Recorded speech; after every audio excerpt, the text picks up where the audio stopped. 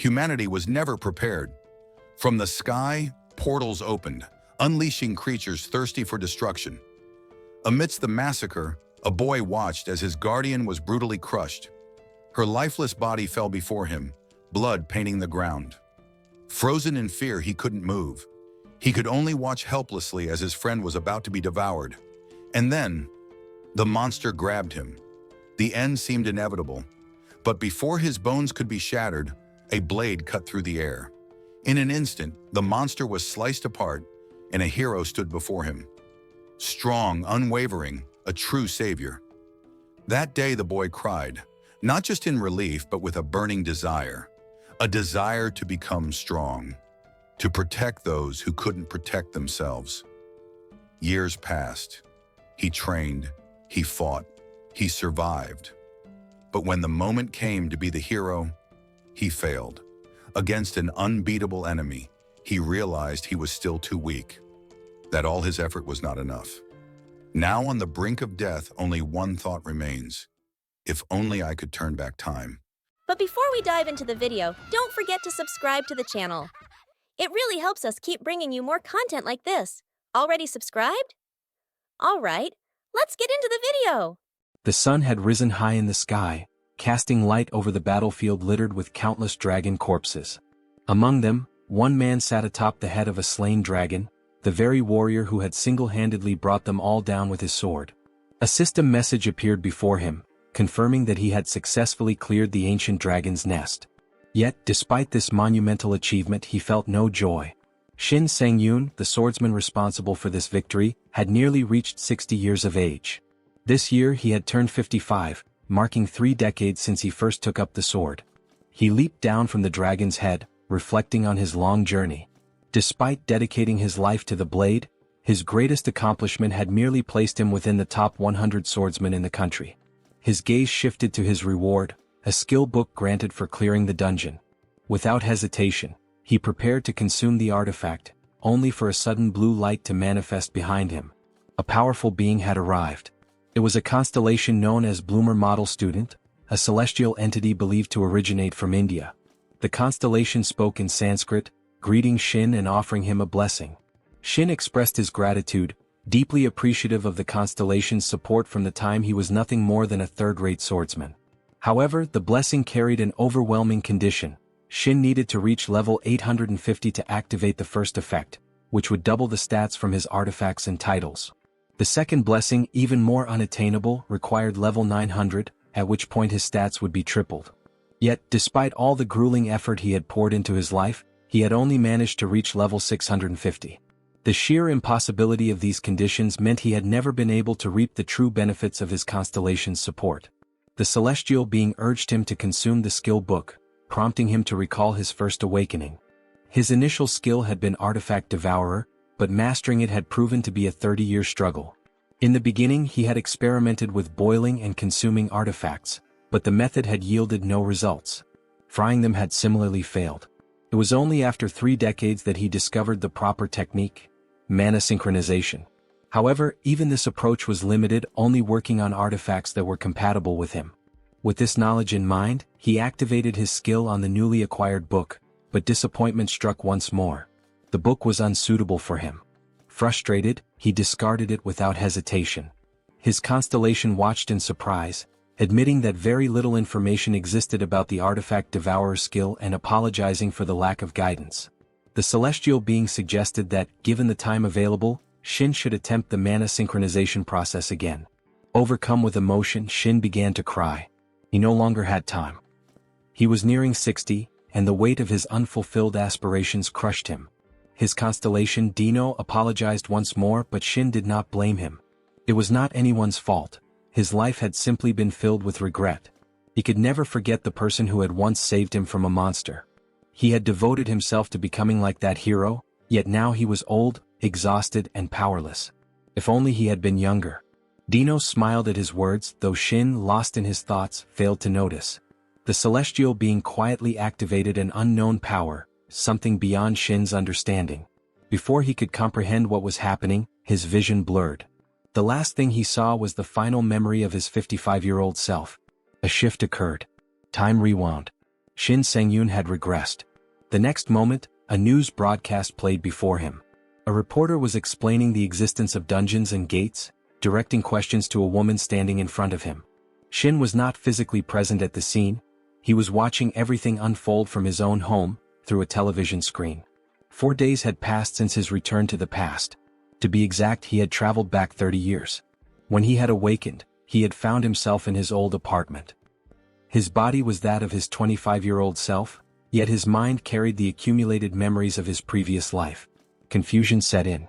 To ground himself, he reached for his dagger, swinging it experimentally. It was a bronze-level weapon. Its name was Venomoth. Despite its low level, he recognized the dagger's hidden potential. Without hesitation, he activated his skill, beginning the absorption process. Due to the weapon's low-tier nature, the absorption rate was only 10%, but the true value lay in the hidden skill it contained. To consume the artifact, he entered an isolated space known as the Gap of Unconsciousness. This was a dimension he had to pass through each time he devoured an artifact, and the experience always left him anxious. Before him, a dish appeared. This time, it was a roasted barbecue chicken drizzled with olive oil. He sighed in relief. It was a normal meal. In his previous life, he had been forced to consume dishes made from centipedes. Taking the first bite, he initiated the dagger's absorption. The process granted him 2 permanent agility stat points along with a hidden skill called Demon Bash. As the dagger's power was transferred to him, its physical form gradually faded away. Once the absorption was complete, it vanished entirely. Satisfied with the results, he returned home and collapsed onto the sofa. He had successfully obtained a valuable skill just as planned. Now it was time to test it. Determined to gauge its effectiveness, he decided to enter a dungeon. A massive gate loomed ahead. In front of it, players and porters had already gathered. Among them, a man approached the team leader. He was the leader of the porter team. With a concerned expression, he informed the leader that one of his members had withdrawn from the expedition, Shin Sang-yoon. The team leader, unfazed, explained that Shin had joined the player team instead. The porter leader was taken aback. Shin Sang-yoon, who had only awakened 4 days ago, was now a player. It was unheard of for someone to be allowed into a dungeon raid without completing the player academy. Despite this, the team leader had given his approval. The porter leader objected, pointing out that adding an untrained individual to a player team was unprecedented. But the team leader reassured him, instructing him not to worry about contribution points or the distribution system. With no choice, the porter leader left. One of the players questioned the decision. Why had Shin been accepted into the team? The leader smirked, stating that if Shin died, the porters would finally learn to respect players more and keep their mouths shut. Shin then approached the leader and greeted him. From this moment on, he would be working as a player. The porters regarded him with cold, disdainful stares, while the players welcomed him with smug smiles. Their expressions were completely unguarded, just as he had expected. The leader officially welcomed him to the team, noting that he had assumed Shin would be late to his first gate. As Shin prepared himself, he glanced at his weapon, a long sword. When asked about his choice, he explained that he had studied the weapon by watching online videos. The leader scoffed. The long sword was the most difficult weapon to wield among swords. It would be no easy task for Shin to handle. But Shin simply responded that, at the very least, he would be able to protect his own life. With that, the raid began. One by one, the players and porters stepped through the gate. The leader, watching Shin, found his arrogance amusing. The idea of learning about dungeons from the internet was laughable. Shin had become a player just 4 days ago, and yet he thought he was ready for this. The dungeon they were entering was an orc stronghold, known to be particularly difficult for beginners. The leader was certain that Shin would quickly realize his limits. But as they entered, something completely unexpected unfolded. The leader had assumed Shin would die. Instead, he watched in disbelief as Shin charged to the front lines, cutting down every orc monster before anyone else had the chance to react. The entire team stood frozen, confused by what they had just witnessed. Who was this man? What had they just seen? Shin stood alone, his sword gripped tightly in his hand. Surrounding him were the lifeless corpses of every orc that had once occupied the battlefield. Orcs were monsters commonly found in games, novels, and fantasy movies. Their frequent appearances had shaped perceptions, leading many to view them as weak creatures. Compared to dragons and other formidable monsters, they were often seen as simple-minded brutes, relying solely on violence and lacking intelligence. Because of this reputation, many new and overconfident players would recklessly engage them without much thought. Orcs had straightforward traits. Their greatest strength lay in their raw power without any special tricks or tactics. On average, they stood at 250 centimeters tall and weighed around 180 kilograms. This immense physicality created a massive disparity in power between them and humans, making survival nearly impossible for those who underestimated them. For this reason, orcs had earned the nickname the Wall of Newbies. Before Shin encountered the orcs, the party moved cautiously through the dungeon's passageways. One of the players warned him that as a newcomer, he would receive no special treatment and was entirely on his own. The porter leader was visibly displeased with Shin's presence, believing that he had become arrogant despite having awakened only recently. To him, Shin's promotion to player status had come too soon. Shin, however, responded that he would do his best to assist the team, understanding that no one would show kindness to a new player. The player did not take his words well, insisting that effort alone was meaningless unless he could actually prove himself through action. Rather than argue, Shin simply smiled and remained silent. He then asked if he could take the front lines in battle should they encounter monsters. His question was met with disbelief. The player he had been speaking to turned to him in shock, questioning his sanity. Before he could even finish his sentence, an orc suddenly appeared behind them. Shin placed his hand on his sword, ready to engage. The player immediately rushed forward, blocking the orc's path. He shouted at Shin, demanding to know if he had lost his mind. With his slow movements, how could he possibly wield such a heavy weapon effectively? Shin reassured him that there was no need for concern, but as the two argued, the orc seized the opportunity to attack. Its axe swung toward the player, who believed for a moment that death was imminent. Before the blow could land, the leader intervened, using his shield to deflect the attack and push the orc back. The monster stumbled to the ground. The leader quickly ordered them to stop fighting among themselves and focus on the enemy. The other players praised his quick reflexes in handling the monster. Taking command, he instructed them to remain behind him, as he intended to take on the orc alone. As expected, the orc fought in a straightforward manner, launching a direct charge. The leader met the attack with his shield, blocking the force before retaliating with his sword. His blade struck the orc's chest. For a moment, he believed the battle was over, but the orc grinned and immediately swung its axe in retaliation.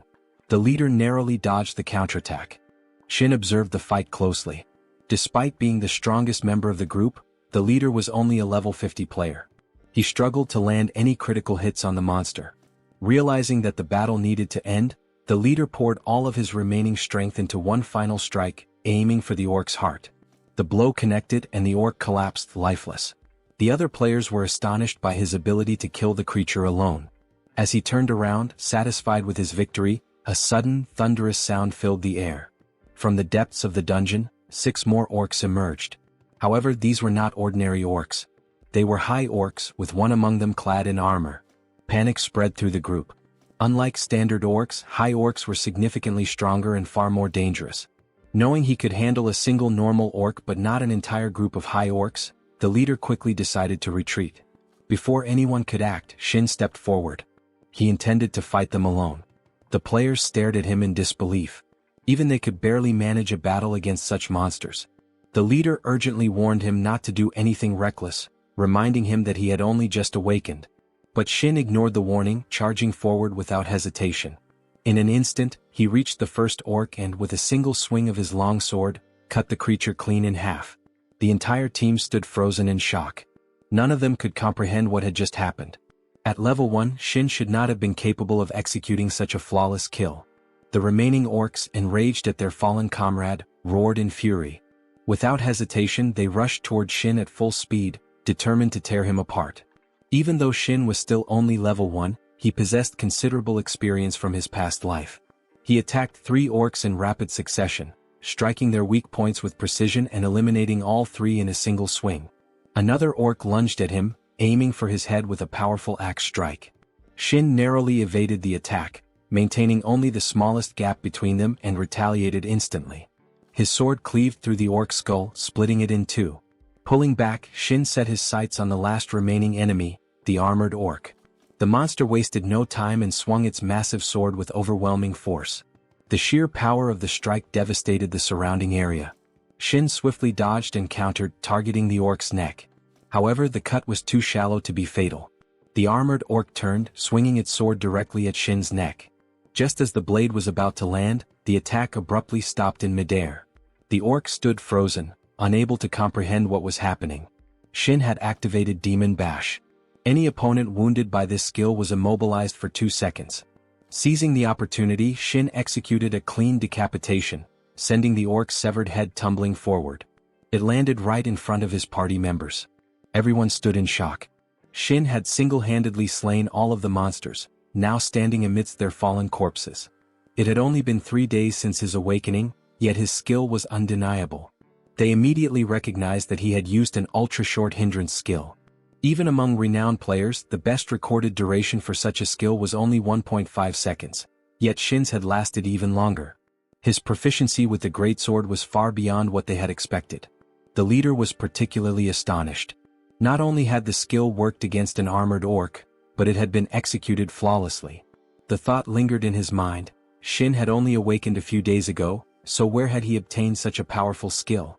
With the battle over, Shin leveled up. He received the F-rank title Fearless Immature Puppy, which increased his evasion stat by 10 points. Along with this, he gained 1 free stat point. Without hesitation, he allocated it to luck. In his past life, he had learned the importance of this far too late. Luck was directly tied to skill accuracy and artifact drop rates. As Shin made his decision, the leader cautiously approached him. He questioned whether Shin was truly Shin Sang-yoon and demanded an explanation about the skill he had just used. A hindrance ability of that caliber was unheard of. Since Shin could not reveal his regression, he claimed it was simply his awakening skill. The leader, unconvinced, raised his voice in disbelief. Awakening such a skill was impossible. He pressed further, asking whether Shin had stumbled upon an absurdly rare diamond rank artifact, or perhaps something even greater. Shin calmly suggested that he check the weapon himself. The leader examined the greatsword's details, only to find that it was an ordinary blade. There was no sign of an artifact bestowing the skill. That meant Demon Bash was purely Shin's own ability. The realization hit hard.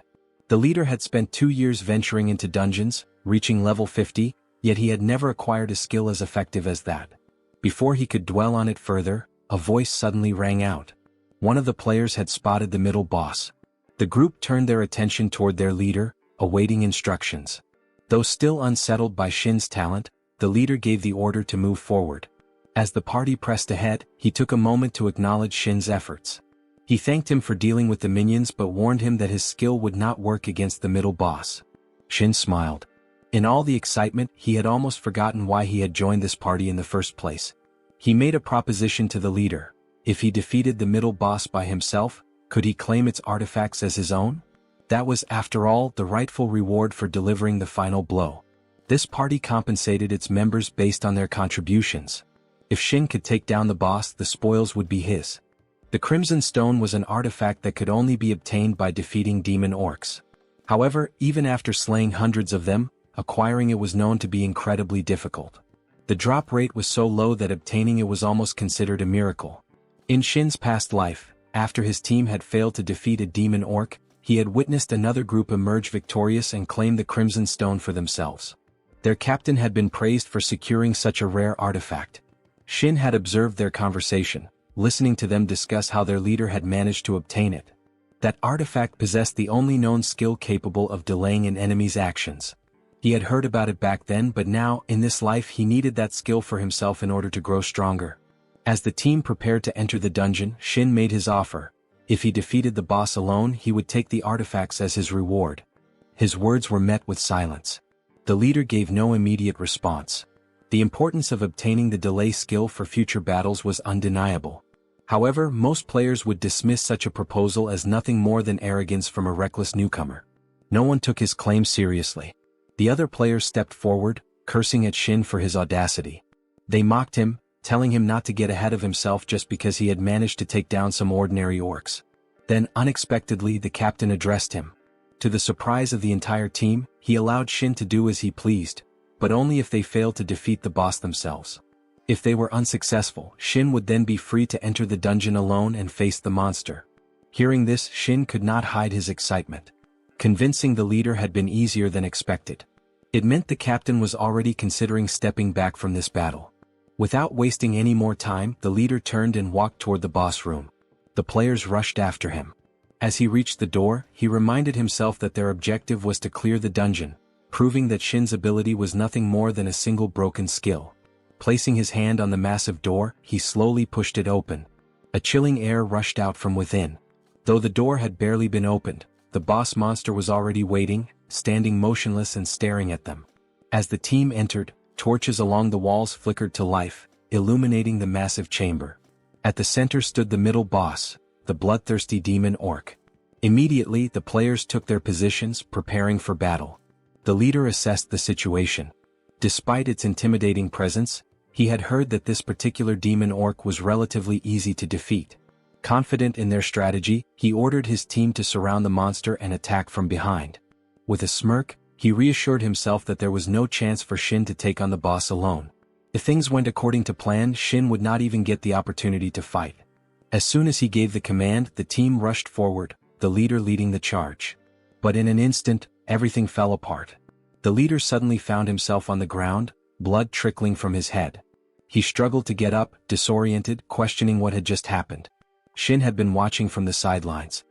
He had felt a sense of concern when the group rushed in, but he had never expected them to blindly charge at the monster. This was exactly why they had failed in his past life. One of the players helped the leader to his feet as the bloodthirsty demon orc loomed over them, unfazed. Recognizing the situation, Shin advised the leader to retreat and return another time. The leader, exhausted and shaken, realized the truth: this enemy was far stronger than he had anticipated. He could not understand why both the high orc they had fought earlier and this demon orc were so overwhelmingly powerful. The information he had received from the market had been completely misleading. With no other option, he ordered a retreat.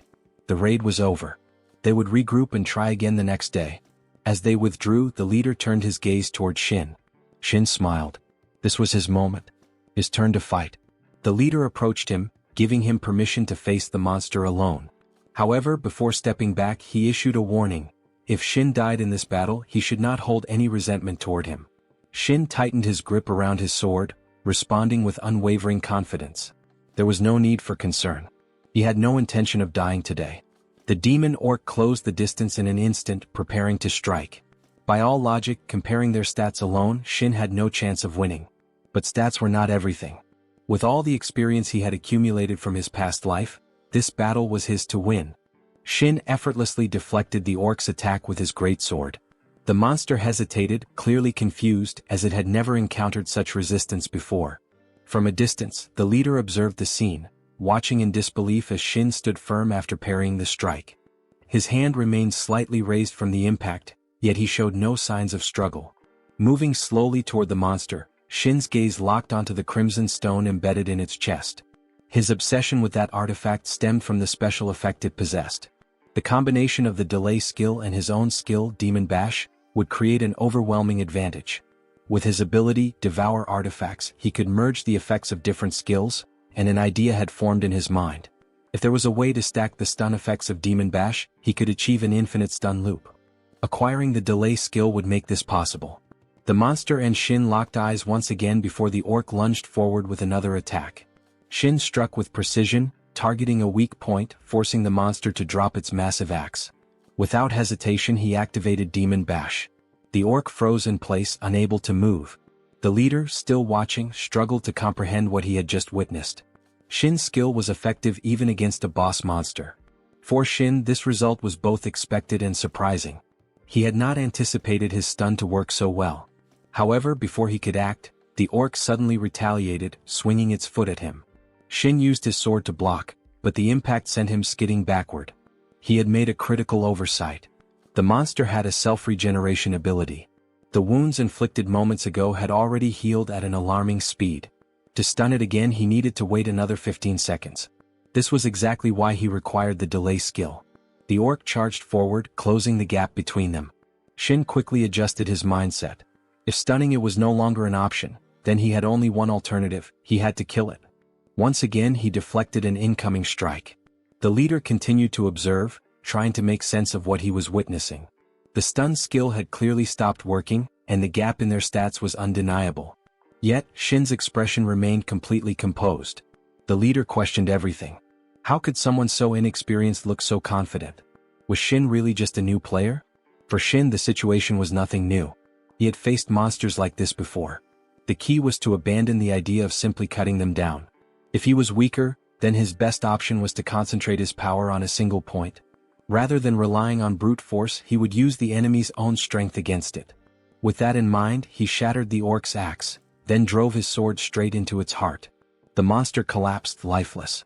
A notification confirmed his victory. He had leveled up twice from defeating the demon orc. Additionally, he had acquired a new title, Demon Hunter, ranked at E. It was his second title, achieved within a single day.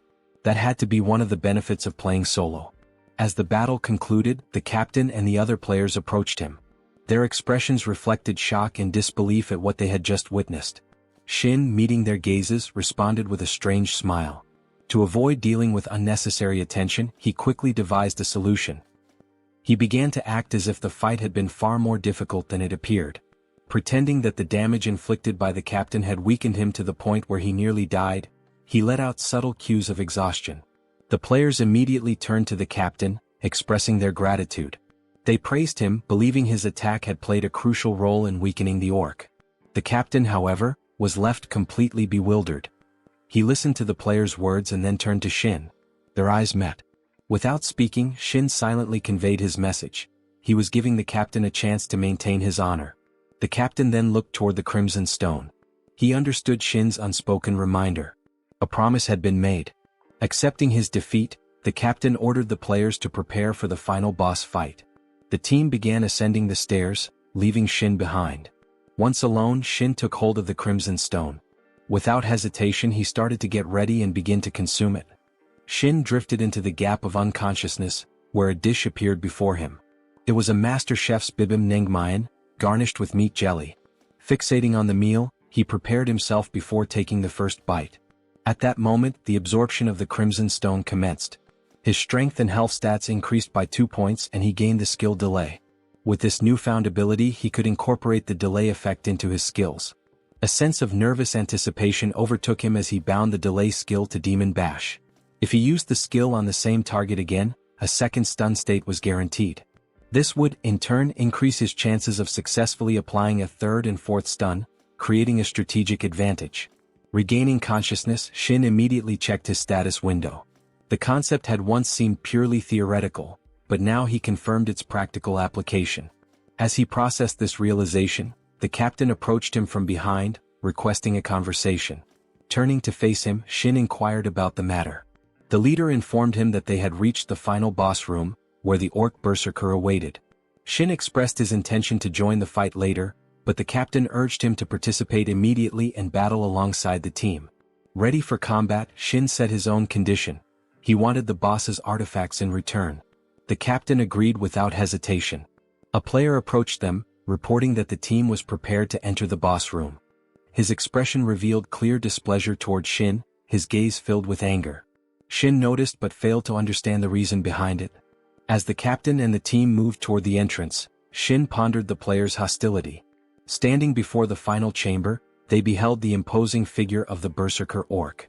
Keeping a safe distance from the monster, the captain instructed Shin to follow closely during the assault. Shin, gripping his sword, countered by telling the captain to stay near him instead.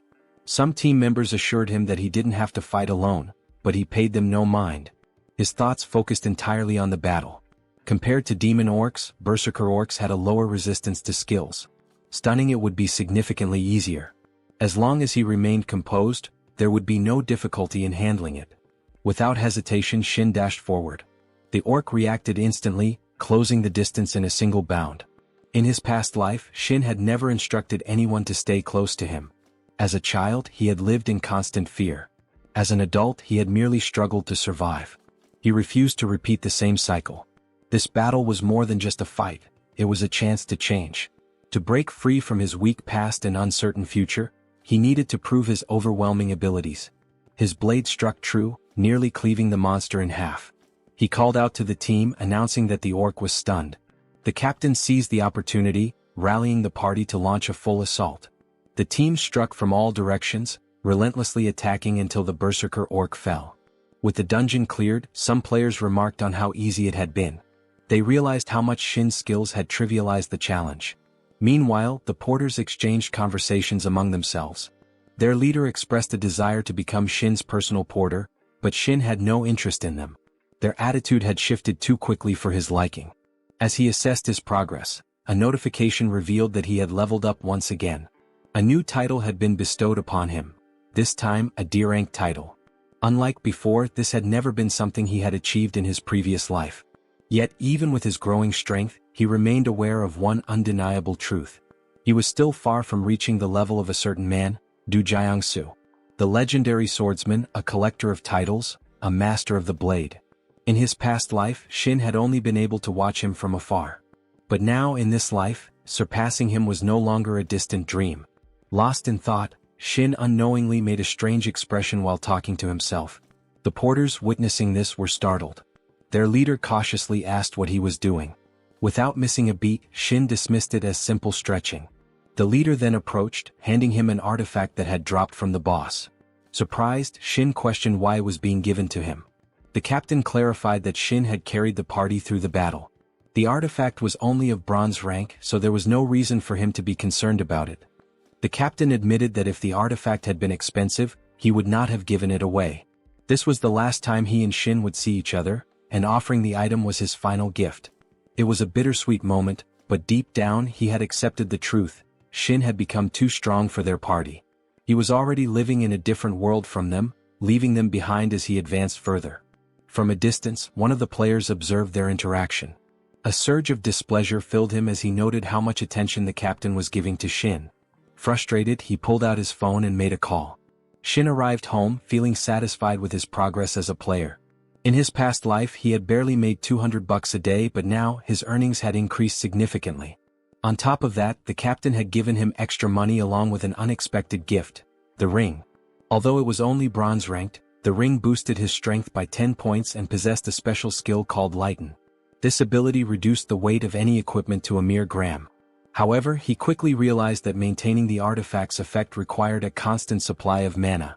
Most people lacked the necessary reserves, which explained why the ring was classified as bronze. Unlike most, Shin had no such limitation. A smile formed on his lips as he recalled the moment 50 years into his previous life, when he first discovered his ability. That experience had driven him to study mana extensively, leading him to consume an artifact that also demanded continuous mana. The results had been astonishing. Artifacts requiring mana usually suffered penalties when integrated with him, but in exchange they lost their mana cost entirely. Without hesitation, he initiated mana synchronization with the Berserker ring. He paid no mind to any potential drawbacks. To him, the more skills he acquired, the stronger he became. Meanwhile, at an exclusive private club, the player who had resented Shin arrived with an agenda. Sitting across from a man, he began discussing Shin's abilities. He revealed that Shin possessed a 4-second stun skill, expecting a reaction. However, his audience showed little interest. They dismissed the information, making it clear they had no intention of seeking revenge on his behalf. Desperate for their attention, he added another detail. Shin might be carrying an artifact and was loaded with cash. One of the men abruptly drew his sword and sliced off the speaker's ear. A sharp cry of pain filled the air as blood spilled onto the floor. Unfazed, the assailant poured alcohol over the fresh wound, the sting intensifying the agony. With a cold stare, he reminded him that they were not his personal servants. If he truly desired revenge, he needed to prepare something more valuable: cash. Shin arrived at the training ground and sat on the stairs, exhausted. His stomach growled as he recalled the unexpected discovery: cold cucumber soup had somehow appeared from the Berserker ring. With hunger gnawing at him, he decided to test the ring's effect. Grabbing his sword, he tossed it into the air and watched as it floated like a feather before catching it again. The weapon felt lighter, and the cost of casting skills had completely vanished. However, the penalties added an extra 100 grams to the weight. For now, he relied solely on his greatsword, waiting until his stats improved. Opening his status window, he carefully analyzed his profile and stats. Without hesitation, he allocated all his free status points into luck, aiming to attract constellations. Since a player could only form a contract with one constellation, he knew the decision required careful thought. Ideally, he wanted one that complemented his strongest attribute: luck. Rising from the stairs, he acknowledged his current limitations. Since he lacked the necessary conditions to attract a constellation, training remained his only option. Once his training session ended, he got into his car and drove toward a dungeon. After 3 days of training, the long drive left him drained, but the effort had paid off. He had acquired basic swordsmanship skills. Upon reaching the dungeon gate, he prepared to enter alone.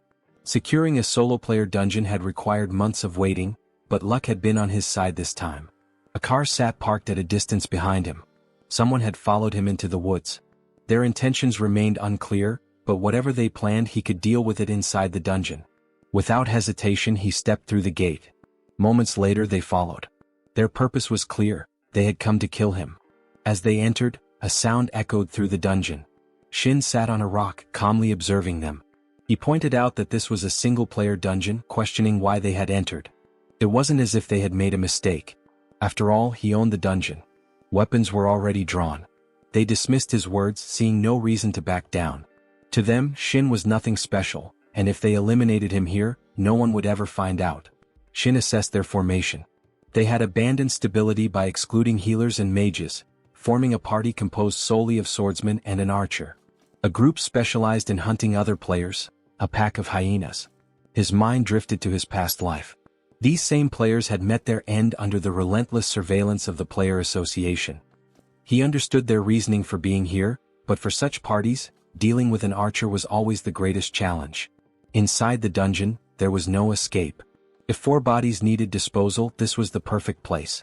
One of the players grew agitated, but their captain halted him with a sword, urging patience. The man, however, refused to listen. Shin advised him to obey his leader, but his words only fueled the player's rage. Without hesitation, the man lunged forward and attacked. In that moment, Shin's thoughts aligned with the brutal reality of the dungeon. Survival of the fittest? What better phrase could describe this place? Monsters constantly risked their lives within these walls, and relics hidden in dungeons were highly sought after. Danger lurked at every turn, and carelessness meant death. With a swift motion, Shin retaliated. His blade struck true, cleaving his attacker in half. The sudden attack took them by surprise, and they immediately ran to create some distance from Shin. As soon as they started retreating, their leader ordered the archer to reposition and maintain range. The archer hesitated, troubled by the thought of trying to eliminate someone who had just awakened yet had already killed players who had reached level 100. Shin spun his sword in a circular motion, resembling a wheel, and questioned why they were running from him. In response, the archer turned and loosed 2 arrows. Without hesitation, Shin hurled his sword, intercepting the arrows mid-flight before the blade tore through the archer, killing him instantly. The boss had been closely observing Shin's movements and recognized the opportunity. The moment Shin threw his sword, he saw his chance to strike and rushed forward to end him. At the same time, Shin sprinted toward his weapon, both of them charging toward their respective targets. As they closed the gap, Shin was just about to reach his sword when 2 attackers lunged at him. Their weapons struck the ground, missing their mark as Shin, now airborne, evaded their assault. Their eyes widened in shock as they realized their attacks had failed. Shin landed with his sword in hand once more.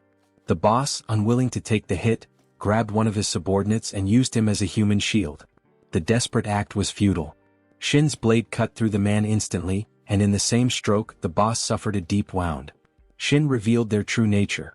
They were all involved in organ trafficking. The words struck with undeniable weight, leaving the boss stunned. No matter how Shin analyzed the situation, he found it hard to believe they operated under mutual trust.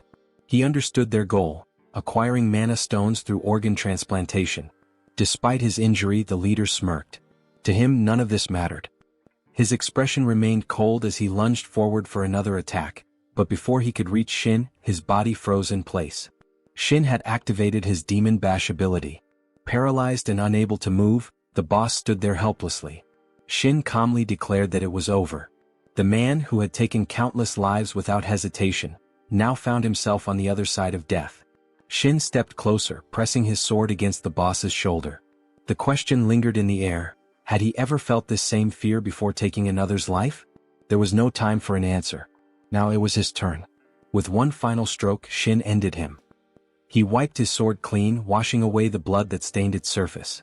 He reminded himself not to grow accustomed to such situations.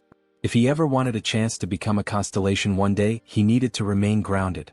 Still, he knew that everything he had done was in self-defense. His gaze shifted to the artifacts left behind by his fallen enemies.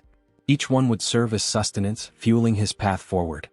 Shin stood ready, having consumed all the items he had gathered. Checking his status window, he saw that every stat point had increased. Though he had hoped to avoid such an approach, the results proved it had been worth it. Based purely on stats, he estimated that his current strength was on par with players who had reached level 50. Reaching into his pocket, he retrieved a ring, the recovery ring. It had once belonged to the first person he had killed. The artifact possessed a valuable recovery skill, capable of removing abnormal effects. Acquiring such an item was a stroke of fortune. However, he realized that relying entirely on his stun skill could leave him vulnerable in certain situations. Next time he would have to be more cautious. Without hesitation, he began swallowing the ring. Inside the goblin's dungeon, 4 goblins moved together, heading somewhere. One of them suddenly stopped, ears twitching at an unfamiliar sound. Turning around, it saw Shin standing behind them, his sword in hand. His eyes were covered, yet he exuded unwavering confidence. He was aiming to earn a new title. The requirement: slay 500 monsters while blindfolded. The goblins muttered among themselves, unable to comprehend what the human was doing. One of them grinned, thinking this was an opportunity to take down easy prey. However, Shin had already begun sensing them. Their scent lingered in the air, the subtle shifts in the wind betraying their movements. Every sound, every vibration, every disturbance in the atmosphere formed a detailed image in his mind. The goblin lunged. In an instant, Shin's blade swung, cleaving through 3 goblins in a single stroke. As their bodies collapsed, a smile formed on his lips. An arrow whistled through the air toward him. With precise timing, he reached out and caught it effortlessly before crushing it to dust. The goblin archer, still perched at a distance, watched in shock. Shin advanced, his perception of the battlefield expanding with each step. The fight awakened buried instincts, allowing him to tap into the combat experience of his previous life. Without hesitation, he moved forward, already approaching his peak. More goblins gathered, their numbers growing. He stood undeterred, prepared to face them all. As the horde charged, Shin met them head-on, cutting through their ranks. Each swing of his sword reaped lives, his face soon streaked with their blood. A lone goblin, witnessing the massacre, trembled in terror. It realized too late that escape was impossible. By the time the slaughter ended, Shin stood amidst a field of lifeless bodies. The notification confirmed his success.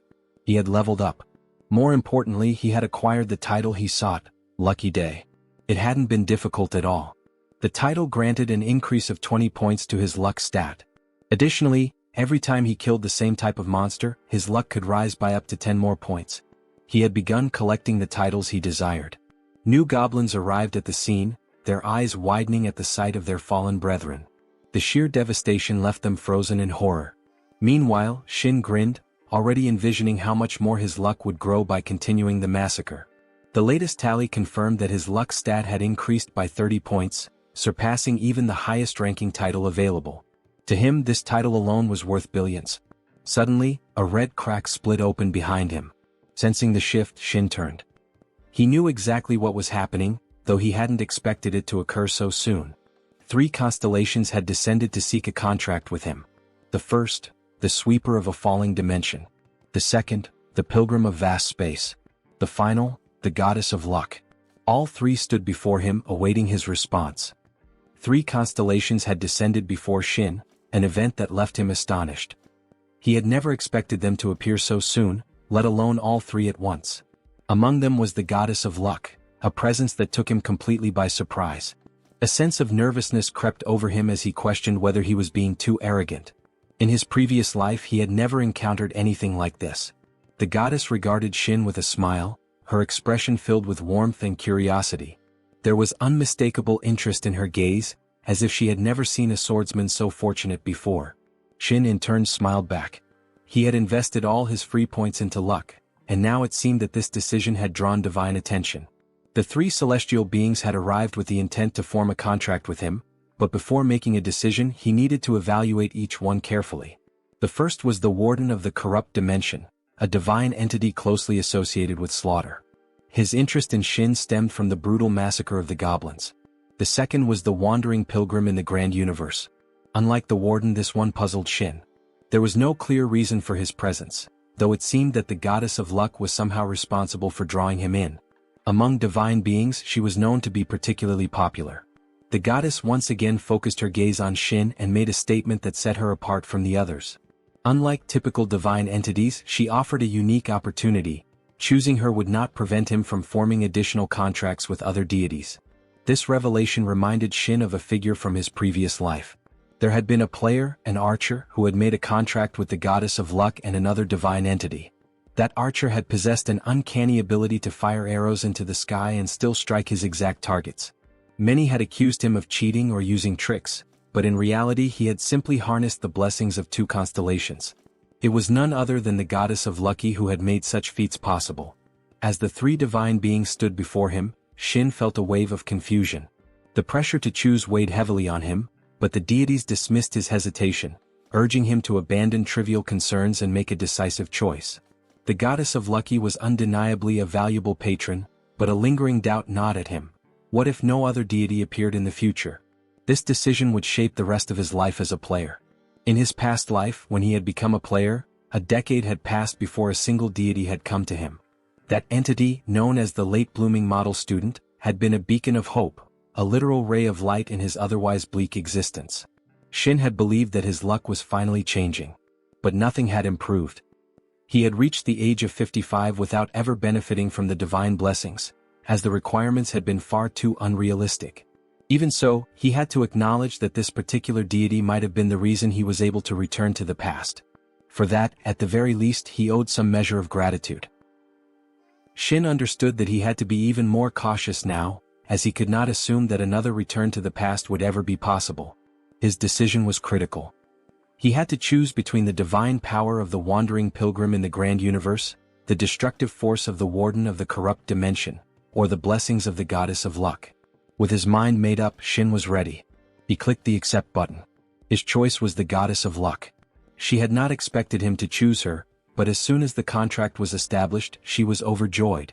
The contract would last for 30 years, persisting even beyond his death. Reactions from other constellations varied. Some sincerely congratulated him on his choice, while others displayed open hostility, intent on hindering his growth. He had not anticipated attracting such attention from them, but his decision had been made. Shin reached out his hand. They had to support each other now. Slowly, she placed her hand in his and began bestowing her blessings upon him. As he gazed out his window, the first blessing was revealed. Every strike he landed would be a critical hit. The second blessing granted him the ability to see all hidden skills within artifacts. The third ensured that every boss monster he defeated would drop artifacts. The goddess took pride in the blessings she had granted. To Shin, they felt overwhelmingly powerful, almost broken in nature. But the blessings were not yet over. The fourth blessing enhanced his luck growth. Every point he invested in luck would count as 2, and this effect extended to the devourer of artifacts as well. Tears welled in Shin's eyes as he processed the magnitude of these gifts. When he turned back, the goddess urged him to make his second contract. The other two deities waited for his response. Instead of choosing immediately, Shin asked them to leave for now. He needed to focus on the goddess first. The two deities were taken aback by his decision. They did not conceal their intentions, warning him that if they met again they would kill him. Meanwhile, the goddess had transformed into a smaller form. She seemed to want to embrace him, but Shin was visibly nervous. He recalled her words, there was no need to be greedy just yet. Better opportunities would come later. With his decision made, Shin finally stepped into the boss room. The battle began. The goddess observed his fight, astonished at his strength, which had surged due to the devourer of artifacts. His opponent, however, matched his power.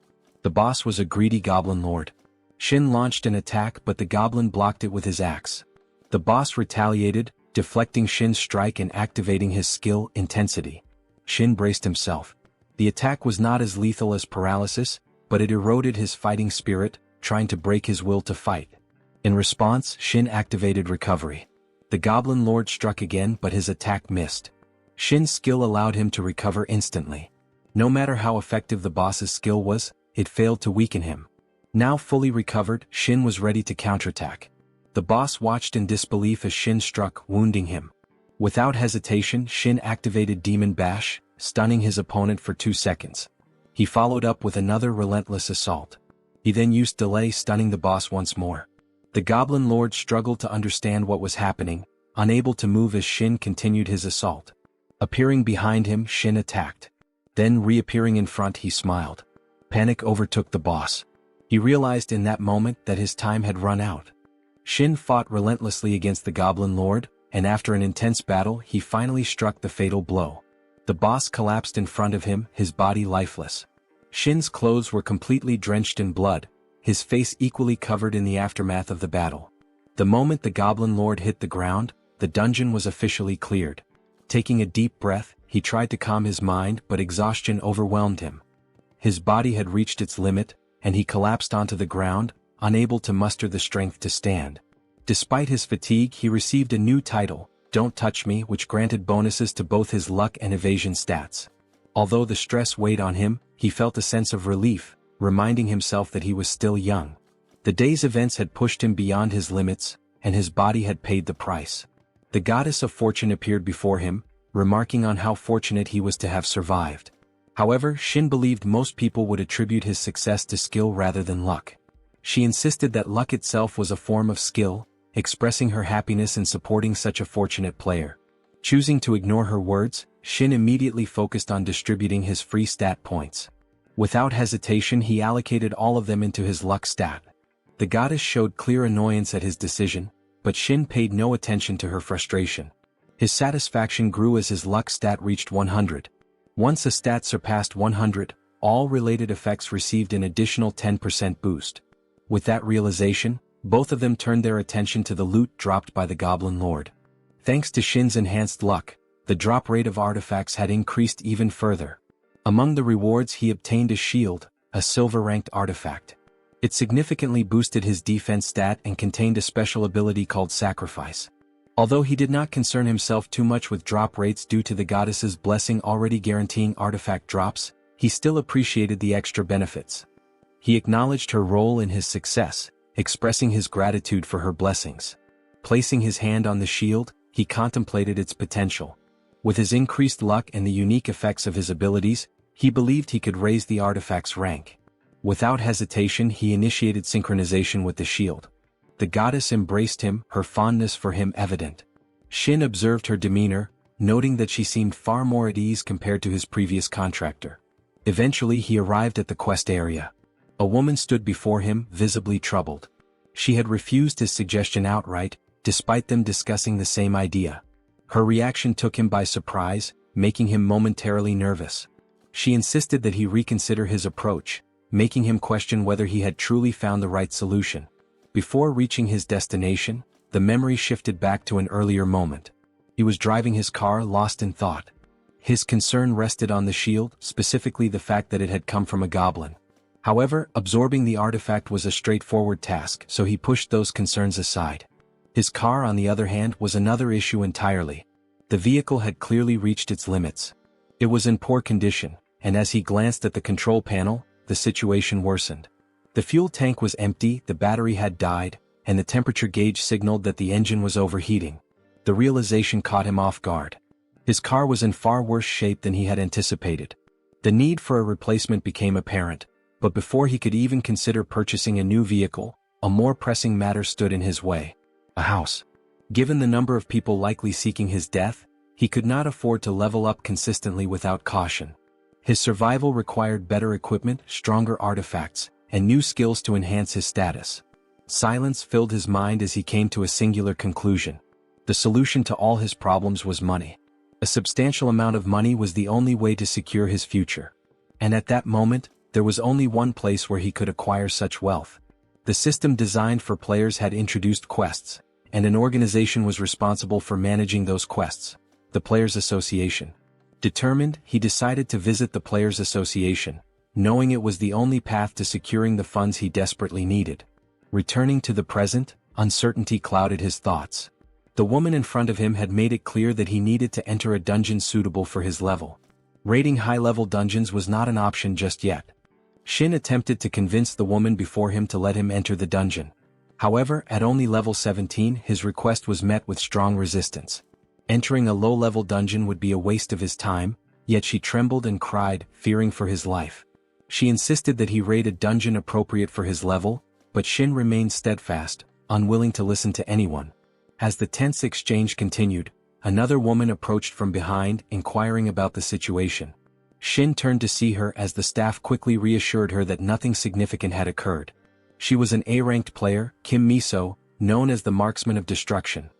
Shin immediately recognized her as the first player to reach level 100 and earn the title of Marksman. Her strength was undeniable, but what truly set her apart was her lineage. She was the daughter of Kim Yoon-chul, the president of Shinsung Biotechnics. Her guild, Adian, was composed of formidable players. Among them was Shin Tae, a shadow assassin widely regarded as the greatest in her class, and Cho Jin-ho, the nation's most skilled swordsman. Both were core members of the guild, which solidified its reputation as one of the strongest. Kim Miso, born into immense privilege, had the largest diamond spoon in players' history, securing her a place among the elite from the very beginning.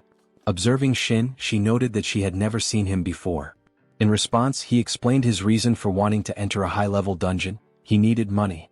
Onlookers, who had previously assumed Kim Miso was angry with Shin for his attitude, now turned their full attention to their conversation. The murmurs grew as people speculated about her reaction. Kim Miso cautioned Shin about the dangers of high-level dungeons. He, however, was already well aware of the challenges that awaited within. Having been reborn, he knew exactly what risks lay ahead. His only response to her was a simple statement: high risk comes with high rewards. There was no resentment in his tone, no lingering hatred from their past interaction. In his previous life he had sought to join her team, only to be rejected. Yet he carried no grudge. A sudden realization struck him: solo players were restricted from entering high-level dungeons alone. That rule would only be lifted 4 years later. Accepting the situation, he turned to leave, admitting fault for not knowing this beforehand. But before he could walk away, Kim Miso smiled and told him to stop. Turning back, he was met with an unexpected offer. She invited him to join her team. Shock spread among those watching. The astonishment in the crowd was quickly replaced by jealousy. Shin, however, remained wary. He could not understand what she truly wanted from him. Pressing for clarification, he questioned her intentions. She simply stated that she wished to help fellow players. Yet, Shin had learned not to trust mere words. There were always conditions attached. As their conversation continued, the staff remained clueless about the deeper meaning behind their exchange. Kim Miso presented her condition. He only needed to make her a promise. If he disappointed her, he would have to pay the price. But if he proved himself to be as strong as he claimed, she would owe him an apology. Studying her closely, Shin realized her true intent. She only wanted to test him. Kim Miso's influence extended far beyond her abilities as a player. Even the clothes she wore turned into fashion brands. She had a habit of testing confident players to see if their arrogance was backed by skill. A grin formed on Shin's face. Without hesitation, he suggested they leave immediately. Excitement surged through him. The situation was becoming far more interesting than he had anticipated. Earlier, as soon as Kim Miso arrived at the player association, her driver wished her good luck before she stepped out. She instructed him to wait while she entered the dungeon. Since all her guild members were occupied, she decided to form a party with random players. While speaking with the staff, she was handed her level 100 badge. As she prepared for her mission, a commotion nearby caught her attention. She turned to see Shin arguing with the association staff about entering the dungeon alone. Observing him, she realized that the current party regulations for the quest provided her with a reason to work with him. She smiled, noticing the nervous expression on the staff member's face as he addressed her. Listening in on their conversation, she grew more interested in Shin. Eventually, both agreed to enter the dungeon together. Curious about the quest Shin had requested to enter alone, she questioned a female staff member, who hesitated before pulling up the quest window. Sliding it toward Miso, the staff member urged her to take a look. The request involved a defense quest centered around hunting wolves. The recommended level for the mission was 100, and the enemy count totaled 300 monsters. Analyzing the details, she realized Shin had not requested a raid quest but a defense quest, which required them to eliminate every monster to succeed. The standard requirement for clearing a defense dungeon was a team of 4. 1 tank, 2 damage dealers and a ranged damage dealer. Despite these minimum requirements, Shin intended to take on the mission alone. To any experienced player, this was nothing short of suicide. When he asked if she was nervous about the mission, she initially dismissed the thought. However, as he pointed out that she had been staring at the quest window for a while, she trembled with frustration at his words. The female staff member watching the exchange was confused as to why he was upsetting Miso. Before he could continue speaking, she suddenly grabbed his hand. Smiling, she reassured the staff that there was no issue. She had already accepted the quest request. A surge of blue lightning filled the hall as they were immediately transported to the quest area. The staff woman remained concerned for them, but with Kim Miso accompanying Shin, she believed they would return safely. Meanwhile, the surrounding players expressed their disbelief, questioning whether Shin could complete the mission successfully. Another player voiced skepticism, wondering how a mere level 17 player could survive against such odds. One person speculated that Miso had a strategy in mind. After all, she was the youngest A+ ranked player. The association had recently introduced a new ranking system to evaluate a player's strength, taking into account two primary factors: the number of dungeons cleared and overall combat understanding. Kim Miso's high rank was earned solely based on her exceptional combat understanding. Even though she was a formidable player, there were still creatures even stronger than her. Despite all the speculation, what truly stirred jealousy among the onlookers was the fact that Shin had entered the dungeon alone with Miso. The dungeon resembled a city landscape. Its name was Night and Wolf, and the objective was to defend a bridge from an onslaught of monsters. As an archer, Miso positioned herself atop a tower, granting her a full view of the battlefield. From there she could clearly see the approaching monsters. Down below, Shin stood in the middle of the bridge awaiting their arrival. Watching him closely, she reminded herself that if he found himself in danger, it would be her responsibility to intervene. She had accepted this mission, and she could not allow him to fail. Shin met her gaze and smiled. 30 minutes earlier, before their arrival, Shin had meticulously inspected his sword. He had warned her not to interfere unless he explicitly asked for help. His words had startled her. He then declared that she would receive only 5% of the total reward from the monster hunt. Advising her to position herself at a high vantage point, he instructed her to attack only upon his signal. Her concern for him deepened. With 300 monsters in the dungeon, there was no way he could handle them alone. The mission's difficulty was apparent to her. Even at level 100, this was no easy task. Staring at him in silence, she found herself amazed by his unwavering confidence. Standing tall with a fearless smile, Shin urged her to simply wait and watch. Prepared for battle, he braced himself for the approaching monsters. The wolves finally emerged. Their bodies glowed with an eerie blue light as they advanced. Without hesitation, Shin struck the ground with his weapon. There was no way he would allow a single monster to pass him. The battle began as Shin and the monsters charged at each other. Miso observed silently as Shin engaged them, eliminating each one with swift precision. Every strike was executed flawlessly without wasted movement, cutting them down in mere seconds. He turned back with a smile, enjoying the sound of their demise. Miso was astonished, recognizing that Shin was far from ordinary. His attacks maintained a perfect balance of offense and defense, avoiding unnecessary motions while maximizing efficiency. Despite his skill, she believed there was still much to improve, given the sheer number of enemies still standing. Shin soon found himself surrounded, as these were no ordinary monsters that a level 17 player should be able to handle alone. Miso sensed something unusual and was caught off guard when she noticed that all the creatures Shin had attacked had suddenly frozen in place.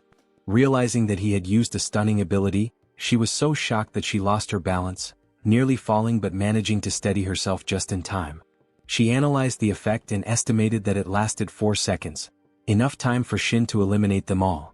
Smiling as he continued his onslaught, Shin made quick work of the stunned enemies. However, he soon noticed something unexpected. A powerful presence emerged, cutting through the smaller monsters effortlessly. Anticipating its arrival, Shin felt a sense of unease. The new opponent was a massive black wolf, mercilessly slaughtering its own kind as it charged toward him. Unlike any creature he had encountered before, even in his past life, its presence stirred distant memories within him.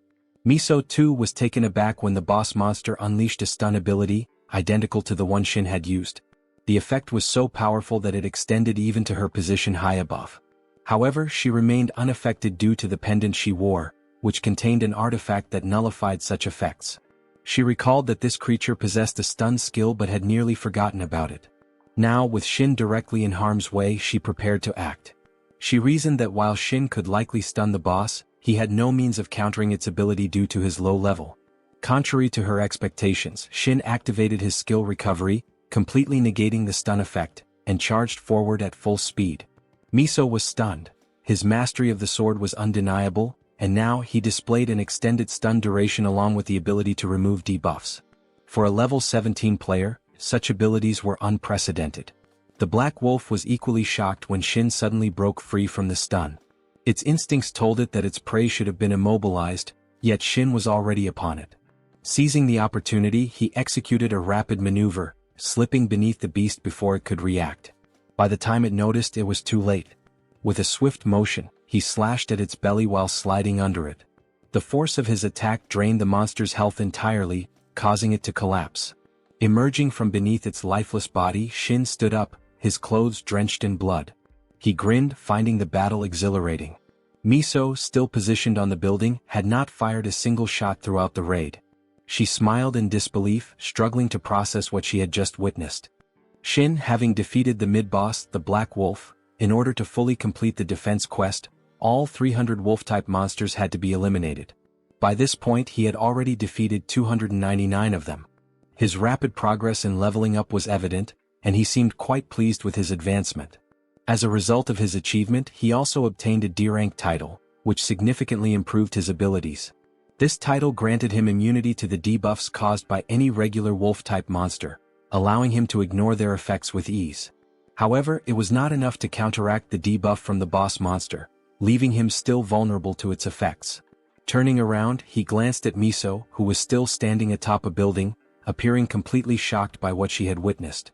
Her reaction brought a smile to his face as he assessed her expression, realizing that she likely still struggled to believe in his skills. It was clear that she was deeply curious about how he had managed to clear this stage with such ease. With a confident stance, he gripped his weapon and made up his mind. Believing that he should continue showcasing his strength, he maintained an air of excitement.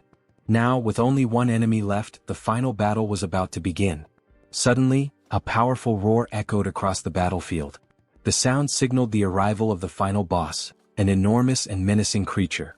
This was the true test awaiting him. Standing his ground, he prepared for the inevitable confrontation. The monster's imposing presence filled the area with tension, yet he remained unfazed. Fully aware of his own capabilities, he knew he could defeat it without much difficulty. His confidence, however, only served to enrage the beast. Overcome with fury, the monster let out another deafening roar, directing its rage toward him. The final boss was introduced as the Full Moon Wolf Lord. Wasting no time, it immediately launched a vicious attack, attempting to overpower him. However, he skillfully dodged the incoming assault with ease. Analyzing the creature's movements, he recalled that its attacks were highly specialized. Unlike ordinary monsters, this one relied on an irregular attack pattern, making it far more unpredictable. Despite this, he remained composed, ready to counter whatever came next. The battle between Shin and the monstrous adversary raged on with relentless intensity. Every time the creature launched an attack, Shin countered with swift precision, evading each strike effortlessly. Despite the sheer resistance of the beast, he was not surprised, acknowledging that a boss at the level of a bounty hunter was bound to possess such formidable endurance. He had anticipated that his initial assault would be ineffective, and his expectations were confirmed as the monster resisted the damage. Meanwhile, Miso observed the battle with growing excitement. She found herself astonished by his capabilities, questioning how a mere human could demonstrate such extraordinary skill. Her thoughts raced as she tried to comprehend what set him apart. Unlike others, he had developed a method to completely nullify the monster's debuffs, effortlessly rendering them inactive. The clash continued at full force, each exchange between them growing more intense. No matter how quickly the creature attacked, Shin remained one step ahead, dodging with ease. Every counterattack he launched tested the monster's defenses, yet the beast showed no signs of slowing down. Instead, it adjusted its approach, unleashing a relentless second wave of attacks. Still, he managed to evade with flawless precision, frustrating the creature further. As the fight progressed, Miso began to understand the depth of his skill. It was not merely his reflexes but his ability to recognize and predict the irregular attack patterns that the Wolf Lord executed. Unlike others, he had learned to read and neutralize these unpredictable movements, making it nearly impossible for the creature to land a decisive blow. Despite his confidence, he gradually began to realize the battle was lasting far longer than anticipated.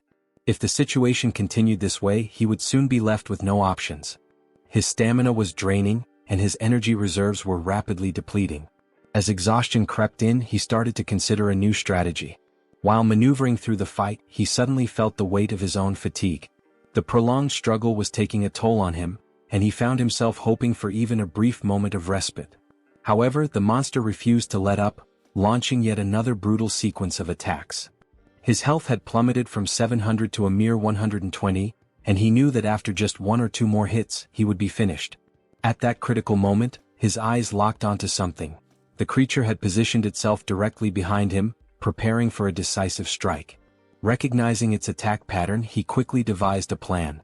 He understood that the monster was about to unleash its most powerful attack, and he intended to counter it by using a bait strategy. Shin swiftly halted, readying himself for battle against the monstrous foe. He acknowledged the deadly attack pattern known as bullflot, which had claimed the lives of countless players. However, unlike those before him, he was aware of its mechanics and intended to turn it into an advantage in combat. In desperate times, he reasoned, desperate measures were necessary. As the monster lunged at him, he reacted instantly, using his sword to sever its attacking limb before it could land the first strike. However, the creature's second attack came at an overwhelming speed, far faster than expected. Witnessing this, Miso's eyes widened in shock. Her face turned pale as she struggled to process what was happening. The monster's attack had landed on Shin, leaving his allies in despair. Miso, overwhelmed with sorrow, collapsed to her knees, tears welling up in her eyes. Regret consumed her as she realized she had taken the situation too lightly. Despite witnessing Sunjian's incredible feats of strength, she had allowed her guard to drop, thinking he could handle anything. Now, guilt washed over her as she lamented her actions. If she had intervened sooner, she believed this tragedy could have been avoided. However, an unexpected turn of events unfolded. A special effect triggered, granting a powerful healing ability based on the specific body part that had sustained damage. Observing this phenomenon, both Miso and Sungyun watched intently. He recognized the skill as a healing condition-based ability, something incredibly useful. Absorbing its effects, he contemplated which part of his body should receive the restoration. Given the rarity of healing options and the heavy strain placed on the back during combat, he made his decision. With his HP fully restored, he realized just how close he had been to death. Had he miscalculated even slightly, he would have perished. However, fortune had been on his side, a fact that his opponent would now have to reckon with. The real concern, he noted, was who would save the monster now. At that moment he activated Demon Dash. The ability took effect, paralyzing the monster completely. It could not move, trapped by his counterattack. As he assessed the situation, he acknowledged just how lucky he had been throughout this battle. The scene concluded with Shin eliminating the boss monster, just as Miso arrived at his side. Reflecting on the battle, he noted how his skill had triggered for the third time, making it feel as though he were trapped in some kind of cycle. Miso, annoyed, asked why he did not told her that he could use healing skills. Observing him, his companion also questioned how he had known every attack pattern of the Wolf Lord in advance. She joked, questioning if he is living his second life or something, emphasizing that countless players had fallen to these very techniques. The battle had ended, yet unanswered questions remained. However, for now the fight was over, and all that was left was to prepare for what lay ahead. Shin successfully defeated the monster. Miso arrived shortly afterward, intrigued and visibly unsettled by what she had witnessed. She begins questioning how Shin could possibly know so much about the dungeon and recognize every pattern used by the monster. Her thoughts lead her to compare him to a high-ranking player, someone experienced enough to raid a dungeon with skill and precision.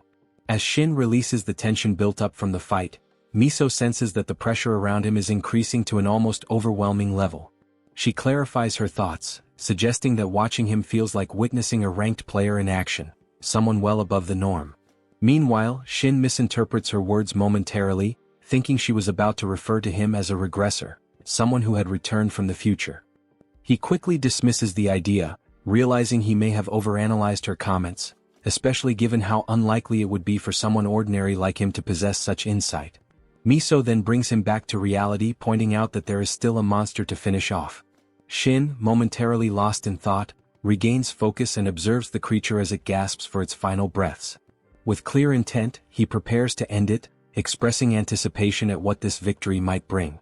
He explains that when he isolates himself within a radius of a few meters from others, whether monsters or people, a one-on-one scenario is created, triggering a passive ability. In such a setting, all his stats are automatically boosted by 20%. Once the battle concludes, the stats return to normal. This victory, he realizes, will earn him his first C-class title, a significant step in his growth. In response, Miso admits she already knew he would succeed. Shin then wonders aloud whether she had also cleared this stage alone before. She confidently confirms it, asserting her own abilities, though she soon pauses and reveals something more honest. She confesses that she had numerous artifacts at her disposal during her own run, and those items played a critical role in her success. Shin responds without judgment. He acknowledges that acquiring artifacts is a skill in itself, and her ability to obtain and use them effectively is part of her strength. Grateful for his understanding, Miso offers her thanks, closing the moment on a note of mutual respect. Miso finds herself reflecting deeply after receiving the compliment. She thinks back to the time she had to spend 200 billion bones just to acquire an artifact strong enough to clear a dungeon. Yet, this person in front of him had done the same thing without needing any artifact at all. Using nothing more than a plain sword that could be found easily in any street market, this individual had managed to clear the dungeon entirely alone. The comparison between them feels unreasonable to her, almost insulting, given the resources and effort she had to invest in contrast. The girl then shifts the focus, suggesting they take advantage of the current opportunity to test out Shin's new effect. As he processes her words, he seems confused by what she means. Suddenly, the face-off title activates by itself, but he quickly deactivates it, not ready to explore its full implications just yet. Miso begins to leave, stating that she will send all her porters to help carry out their loot. This would make it easier to transport everything without hassle. Shin expresses his gratitude while watching her walk away. Before fully departing, she announces her intention to give him a 5% cut from the reward after completing the quest. He tries to refuse, saying it would be unfair. However, she insists, saying that no matter what he says, she will ensure he receives it. She encourages him to accept it as an investment, pointing out that they will be working together more frequently in the future and opportunities like this will continue to arise. After her departure, Shin is left contemplating how difficult it is to lower his guard when she is nearby. His thoughts are interrupted by a sparkling glint in his eyes as he turns around and notices the loot. Among the items there is a platinum artifact, a rare and valuable piece classified as a special equipment type accessory. This artifact, upon being equipped, grants significant bonuses. It increases the user's health and mana by 100 points each. Even more notably, it boosts the user's luck stat. For Shin, whose luck was already nearing the maximum, this enhancement pushes him even closer to the limits of what is possible. Shin gains an additional 50 points, which fills him with immense joy. Acquiring a platinum rank artifact brings a rare moment of satisfaction, and he instinctively presses it against his chest with pride. He contemplates the value of such an item, realizing that selling it outside could easily earn him billions. With that kind of fortune, he would finally be able to afford an apartment in Seoul City that offers access to rare artifacts. At that moment, the goddess of luck appears. She claims that the fortunate encounter was the result of her intervention, stemming from a mysterious sensation meant to help him succeed in life. However, Shin rejects any notion of owing her thanks. He insists that his maxed-out luck stat was achieved through his own effort and had nothing to do with her. A constellation being, witnessing this interaction, grows visibly agitated. It finds the goddess of luck's behavior unfair and raises objections. Tension builds between them until a confrontation begins, an event known as rift lifts. The constellation is removed from its position due to the conflict. Shin had already expected this outcome, aware of how popular and influential the goddess of luck was among the constellations. Shifting focus, he turns his attention back to the platinum rank artifact. After absorbing the artifact's power, he discovers that it can draw in 40% of another artifact's stats. As a result, he gains near invincibility against wolf and dog-type monsters, making him significantly stronger than before. This grants him a noticeable boost in confidence. Eventually he exits the dungeon. A large crowd is already waiting for him outside, buzzing with speculation. Whispers spread about whether he had truly cleared a level 100 dungeon on his own, despite being only level 17. People around express disbelief, while others support the claim, especially after hearing Miss Kim's testimony, which no one dares to doubt. Even the receptionist is shocked, torn between worry and amazement. Miss Kim calmly reassures everyone, stating that no sane person would allow a level 17 player to take on such a mission unless they were certain of his abilities. She admits she would have stopped him herself under different circumstances. The receptionist, overwhelmed with emotion, begins to cry. She had suffered greatly due to the earlier misunderstandings and now realizes the truth. Shin quietly acknowledges her pain, understanding the situation more clearly now. Soon after, numerous recruiters approach Shin, eager to invite him into their guilds.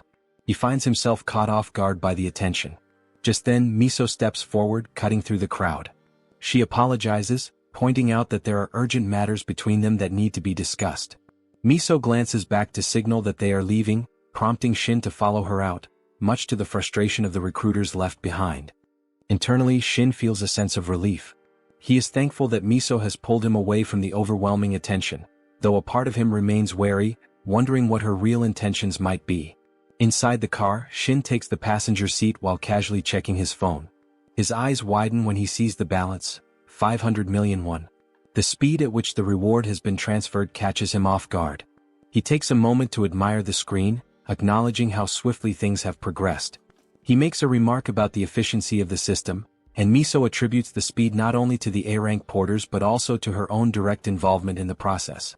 Shin expresses his gratitude once more, and Miso quietly observes him, noting his reactions and demeanor. After a moment of silence, she turns to her driver and instructs him to activate secret mode. Instantly, the vehicle responds. Its windows become opaque, cutting off any visibility or external monitoring. Shin is visibly startled by the sudden change. As the situation sinks in, his expression shifts. He realizes that there was likely another reason behind Miso offering him the ride. The atmosphere becomes tense as he braces for her true motives.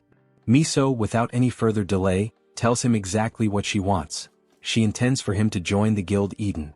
Shin teased Miso for her direct and straightforward approach, and she responded by highlighting the symbolic meaning behind the guild's name Eden, which represents a paradise for players. Deep down, Shin acknowledged that he would be lying if he said he hadn't anticipated this kind of proposal before his regression. In his previous life, he had been just an ordinary guy, and being part of something larger had brought him a sense of comfort and security. He used to belong to a small guild that took in people without talent or direction. It had been a safe place for him, but everything changed after a certain incident. Now that his growth was accelerating rapidly, even the most well-structured guild would only serve as a limitation. For the time being, he concluded it was better to go solo and expressed his apologies. Miso already knew that he intended to start a one-man guild, something Shin didn't deny, though her insight surprised him. She revealed her background as the daughter of a corporation chairman, explaining that with Shin's level of skill, it wasn't difficult to figure out his intentions. What truly mattered was that, at that moment, she was the only one who knew the full truth. Shin was taken aback that she was still laying all her cards on the table, clearly trying to build a mutually beneficial relationship for the future. He couldn't deny that she was an exceptionally skilled negotiator. Not far from the player city, near Jamsil Station, Shin was in the middle of purchasing an apartment. The deposit was 100 million won with a monthly rent of 5 million. He was surprised by how casually she mentioned such a steep price while smiling, but she assured him that it was actually a good deal. She left him to settle in, explaining him to call her if there was any problem.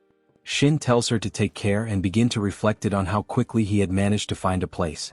He wonders if this might be another intervention of the goddess of luck. Although his time since returning had been short, a lot had already happened. The mysterious regression had left him uncertain about his next steps, questioning how to move forward. But then, unexpectedly, he felt something he hadn't in a long time, the rush of blood through his veins, the energy of youth. He realized he wasn't meant for a quiet life. His body demanded action, and so he made a decision. He would live differently and never again be a coward. Opportunities for growth began to appear, such as when Park Young-min from the Player Journal mentioned him by name, increasing his visibility in the player community. Before leaving, Miso invited him to join an exploration team heading into an unidentified gate. She explained they were forming an open team, and Shin accepted immediately, catching her off guard. But he had been waiting for something like this for a while. Unlike fixed dungeons that followed set patterns, this kind of gate was constantly changing. Its entrances shifted in real time, and even the monsters inside varied. It was undeniably riskier, but the rewards were better as well. The first clear bonus even guaranteed a high-grade artifact, possibly on par with Miso's own. Before their paths separated, Miso handed him her phone to save his number, but she forgot to unlock it. This gave Shin a glimpse at her wallpaper, which showed 2 memorials. She apologized, calling herself clumsy at times. Shin could have asked about the story behind the image, but he knew that all players had their burdens. Even he had one that he couldn't share with anyone. That moment made him think about the previous constellation, making he wonder where she might be. They spend several years together over hard times, and he asks himself if one day she will show herself for him once more. Meanwhile, in the VIP room of the Eden Guild, a man spoke with Miso. He said he had been waiting for a chance to catch up with her over coffee, but noticed she was fixated on her phone, clearly awaiting messages. Miso confirmed that she was in communication with Shin, as they were preparing for a gate together. The man remarked that she might have developed feelings for Shin, but he also remembered Shin as the one capable of stunning enemies longer than himself. Shin had turned down Miso's invitation to join the guild, and she remarked that if that were true, he should start getting nervous. Shin's swordsmanship was reaching an impressive level. The man thought she was getting ahead of herself, believing that comparing the two of them now was a bit excessive. This man was Jajin Ho, a level 700 S-rank player. The narrative then shifts to a place called Jamsil 4-3 training ground, where Shin is standing with someone behind him. He is on a phone call with Miso. They are about to talk about the gate. She informs him that preparations have already been made and her team is ready for the next challenge. She details that the gate appeared approximately 500 meters northwest of Chunian Station on Line 7. The preliminary reconnaissance of the intermediate zone has been completed, and they now need to proceed there. Miso also mentions that she has already shared all available internal information with Shin, who now only needs to confirm it. Shin takes some time to verify the information about the gate. He realizes it will involve a mid-level boss. The description of the boss monster points to a Cerberus type, canine/wolf category. The level is approximately 100, and the monster has multiple heads with tearing multi-attacks. The fact that the gate's monster is of the canine/wolf type excites Shin, since it is very convenient, as he had just acquired a skill that gives him an advantage against that type. His new skill allows him to recover his status 5 times faster. Furthermore, the skill makes him immune to attacks from wolf-type monsters. After analyzing the information, Shin thanks Miso for informing him in advance. As soon as the call ends, the man next to him asks sarcastically what Shin will do now, given how long the call took. It turns out that this person is the team leader named Hyung. Shin apologizes for making him wait, calling Hyung leader. Hyung says he is just joking. He states that he understands Shin is now someone important, and by the way, he is no longer the leader since they are not inside a dungeon. Shin smiles, replying that he is far from being famous. Hyung, surprised by Shin's relaxed behavior, asks if he hasn't received any strange calls yet. Shin asks what kind of calls, prompting Hyung to show his cell phone to explain better. Hyung shows that Shin is featured in the player journal, saying that this is what being famous looks like. In the article, it is described that a legendary rookie appeared like a comet, highlighting Shin's name and introducing his feats. Shin is surprised by what he sees, and Hyung smiles, joking that the best thing Shin can do is turn off his phone to avoid all kinds of calls. Shin reflects on what he saw, making him wonder if it is normal for the company to publish about someone without even talking to the person first. Suddenly, attention turns to Shin's phone, which has already started receiving calls from distant relatives. Shin ignores it all, getting straight to the point with Hyung about the objective of the day. Hyung then shows Shin a bag with yellow energy emanating from it. Shin is surprised and happy with the contents of the bag, thanking Hyung immensely. Hyung responds that there is no need to thank him, since it won't be for free after all. The contents of the bag are a variety of artifacts. All the artifacts were once used by Hyung, which is convenient for Shin, making him ask if it wouldn't have been better to buy new ones. Justifying that, Shin only intends to boost Hyung's fighting spirit and determination. Hyung, frustrated, notes that Shin is coming up with silly excuses. Shin tries to explain that there may be some kind of superstition or bad luck associated with using old artifacts. But in fact, old artifacts have better absorption. Then an unknown woman arrives at the scene, apologizing for being late. She explains that her delay was due to the difficulty in finding a place to park, asking if she can now begin the appraisal of the artifacts. Shin questions who the woman is since she has not introduced herself. Hyung explains that she is the appraiser who will evaluate the artifacts to help with the transaction. Hyung then grabs Shin in a friendly way, saying that he brought her to warn Shin not to cheat him by paying less than the artifacts are worth just because the two are friends. Shin retorts, saying that he would never do that. The woman soon begins her work, laying the artifacts on the ground over a cloth and activating her appraisal skill. After much concentration, the woman finally finishes the analysis with relief, as it apparently was not an easy task. She declares that, according to the appraisal, the agreed-upon value between the parties is correct to proceed. Hyung jokes that Shin indeed didn't try to depreciate the items. Shin jokes back, affirming once again that he wouldn't do that. Hyung unsheathes his sword and announces there is something to do before the last sale. Shin watches in surprise. Concerned about his performance, considering Shin's strength, Hyung asks if Shin can evaluate his sword skills. Shin responds shyly that he's not in a position to judge anyone's qualifications. Hyung cuts to the chase, asking Shin not to keep up the false humility. He states he's not dumb enough to not notice Shin is far above in level, nor is he too proud to let that get in the way of learning. Shin tries to defend himself, but Hyung insists that he dislikes situations like this. They exchange glances. Shin assesses the situation, and then Hyung, with a serious expression, declares that it's rude to ignore someone being sincere. Shin accepts Hyung's request and asks him to show everything he's got. Hyung lights up and prepares for his demonstration. Shin turns to the woman, saying it's better for her to stand back, and positions her behind him.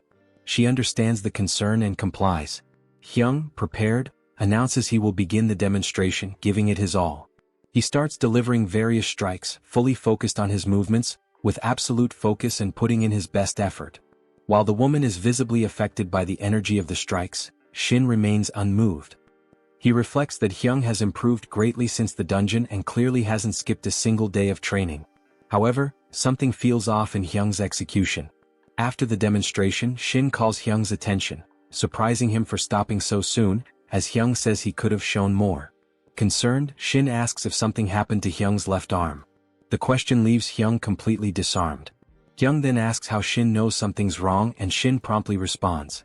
Shin noticed that when Hyung swings his right hand, his left shoulder opens too early, as if he's overly concerned about that side. Hyung acknowledges that Shin is right. He hesitates briefly but then explains that there's indeed something wrong with his left side. Shin smiles, realizing it was something Hyung wouldn't hide. Hyung explains that most of his injuries came from that side during training in dungeons, but he hasn't been able to fix that flaw. Shin interrupts, saying it's something that can be fixed, leaving Hyung stunned. Getting even closer, Shin explains that solving it is simpler than it seems, stating that Hyung doesn't need to hide the flaw, but should instead adopt a style that accommodates his concern with the left side. Helping with Hyung's grip, Shin explains that from the hold to the rhythm, the necessary changes won't be easy, but the return is guaranteed. The explanations and the closeness between the two generate double meanings, leaving the woman confused as she watches. Hyung says Shin's grip is hurting, and Shin tells him to hold on a little longer. The woman, caught off guard, becomes completely embarrassed as she sees Shin asking Hyung to bend his waist back, while Hyung says he's enjoying it. She watches the training from a distance, wondering what the hell is going on. To wrap up her work, the woman opens her post-work app, trying to find a plausible motivation for the two's behavior. Sometime later, Shin is in his car, continuing with his day. As he drives, he reflects on the amount spent during the deal, but concludes that the benefits certainly go beyond what he spent. Hyung seemed satisfied with the training, but the woman was giving them a strange look after they finished. While driving, Shin shows eagerness to consume the artifacts and check his progress. He also longs for a new dungeon and considers calling Miso. Suddenly, something surprises Shin. He slams on the brakes, avoiding hitting two men. With the car stopped, Shin apologizes and asks if the men are okay. However, the response is unexpected. The gangsta Chubby complains about how long Shin took to arrive. Approaching the car as if he were an authority, the gangsta complains that he's tired of waiting so long. Shin doesn't understand the situation. The gangsta gets irritated and orders Shin to get out of the car. The other man mocks the situation, acting like Shin's surprised reaction is something routine for them, calling him an idiot. The Chubby, standing beside Shin, conjures a fire spell, saying there's no need for conversation, just asking if Shin wants to turn into ashes along with his junk car if he doesn't get out. Then Shin remembers who these two individuals are. They're Choi and Cho from the Utopia Guild. They make money by creating videos, each with a different approach. Their content is based on extreme acts, which results in them having few loyal fans and low numbers. At some point, the duo crossed the line, which led to a life sentence. Shin decides to get out of the car and is immediately provoked by the foolish duo. He analyzes them. Choi, the Chubby, is currently a B rank, level 100, while Cho, the supporting actor, is C rank, level 75. Shin is annoyed that weird people keep crossing his path. His goal was to consume the artifacts and test the results, but these clowns aren't the kind of opponents he had in mind for that. Now out of the car, Shin faces the men, surprising them with his boldness. Shin asks what happens from here. Choi tries to control the conversation and says they're part of the site's security. He claims to have received complaints about an idiot driving a junk car around the area. Choi adds, while forcefully kicking Shin's car, that people are upset a piece of junk is being associated with their image. Shin is stunned by Choi's boldness, and Choi asks if he understands the situation. Shin looks at the damage done to his car as he hears Choi say that unless Shin wants the car sent to the junkyard, he should leave immediately. Nearby, another duo notices the commotion, recognizing it as more trouble from the usual troublemakers. After a closer look, they also realize that the victim is a guy they saw in the magazine trying to recall his name. Choi and Cho also remember Shin as the guy from the magazine, noting his appearance in the dungeon alongside Miso and pointing out he pretty much cleared the dungeon alone. Choi doesn't believe it, saying Shin looks too weak. Cho reminds Choi that Miso was with Shin, concluding that she wouldn't let a newbie take all the glory. The pair then laugh hysterically as Cho declares he already knows what title to put on their next video. They approach Shin again, now recording with the intent to humiliate him and turn it into online content. Shin, however, is completely shaken due to the damage to his car. Choi challenges Shin to a one-on-one fight, saying that if Shin loses, he'll be used in the video and has to leave the city. But if Shin wins, the duo will stay as far away from him as possible. Shin, utterly drained by the pair's behavior, accepts the challenge. Choi is thrilled by the newbie's courage. However, the atmosphere shifts completely when Shin states that he will only accept if a 500 million won bet is placed, declaring that if the duo is afraid, they'd better disappear. Choi gets irritated by Shin's reaction, and before he can respond, Cho interrupts. Choi asks what Cho wants, claiming he's busy, but Cho needs to show him what the people watching the livestream on his phone are saying. Countless viewers watching the situation are demanding the 500 million bet. Choi is impressed by the number of requests and it puts him in a tight spot. Shin in turn pressures Choi to accept the terms. Choi knows that if he goes through with it, the violent content of the video won't be monetized. In the end, he decides to proceed, confident in his victory, seeing it as a chance to blow off steam. The time he takes to reflect stresses Shin out. Moments later, Shin and Choi prepare for battle, with several people watching in person and others through Cho's livestream. Some of the people present still aren't aware of what's going on. While some recognize Shin, others only know it's just another mess caused by the Choi and Cho duo. Training mode is activated for both Shin and Choi, creating a protective barrier to prevent major damage. Choi confirms the terms of the duel, stating he will keep his word. Cho finishes the activation of training mode, and the fight can begin. Meanwhile, Choi tries to intimidate Shin once again, warning he will show no mercy. They both receive the signal to start, and while Choi continues his speech trying to intimidate Shin, he notices something strange that catches him off guard. Shin had already started the battle with a devastating leap, taking Choi by surprise. Shin retorts as he attacks, saying he won't show mercy either. No matter how much Choi begs, there will be no forgiveness. Meanwhile, somewhere through a television, Miso watches the live broadcast. The scene begins with Miso turning on her television, only to witness a chaotic and unexpected broadcast. She is initially confused, wondering what's happening, but quickly recognizes Young Shin, someone she knows, arrogantly boasting on screen. She identifies him as the nephew of the Utopia Guild's master, explaining his overconfident behavior. Just then, a woman arrives and asks Miso why she looks so displeased. This woman is revealed to be Shin Terry, a high-level, level 700, member of the prestigious Eden Guild. Upon glancing at the TV, Terry also recognizes the figure involved in the broadcast. It's the very man she's currently trying to recruit. Miso confirms it is indeed Shin, though she admits she has no idea why he would appear on such a disgraceful stream. Despite the odd setting, Terry is impressed by Shin's skills. On screen, Shin is easily overpowering Young Shin, forcing him into a defensive, almost ridiculous dance under the pressure of Shin's precise blade work. In frustration, Young Shin launches an attack directly at Shin's face, but Shin effortlessly parries it and counters, triggering a massive explosion. Both Shin and the viewers are taken aback by the result, but Shin surprisingly is thrilled. His body is finally responding the way he wants it to. The narrative then flashes back to 3 hours earlier. Shin is seen thanking an appraiser for completing a deal quickly. The appraiser responds kindly, saying it was no trouble since they had worked hard together. Di-kyung, another figure present, suggests they go out for a drink, insisting that he will cover the cost now that he has some money. However, Shin politely declines, stating he has other plans. Sensing some hesitation, Dekyung assumes Shin feels guilty for asking too much for the artifacts and even offers to return some money. Shin explains that it's not about the money, he genuinely has something else scheduled. Dekyung then turns to the appraiser and invites her instead, but she suddenly remembers a conveniently timed appointment, prompting her to rush away. Once alone, Shin begins consuming the bronze-grade artifacts, and to his amazement, achieves an exceptional 90% absorption rate. Shocked by the result, Shin wonders if it was due to the goddess of luck. She seems to believe so and takes credit for his joy.